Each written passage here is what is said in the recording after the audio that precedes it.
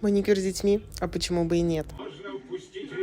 В моей базе есть клиенты, с которыми я выросла вместе. Галя, кстати, была первой в моем личном кабинете. Тогда до родов у нее оставались считанные дни, и я очень переживала, лишь бы не на процедуре. А сейчас она приходит уже с дочкой. И для меня это не просто маникюр, это про доверие.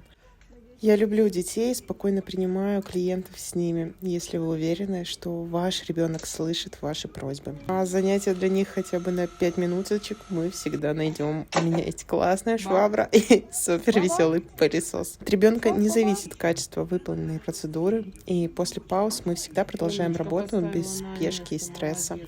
Для меня маникюр — это не всегда про ногти. Иногда это про отношения, которые длятся годами.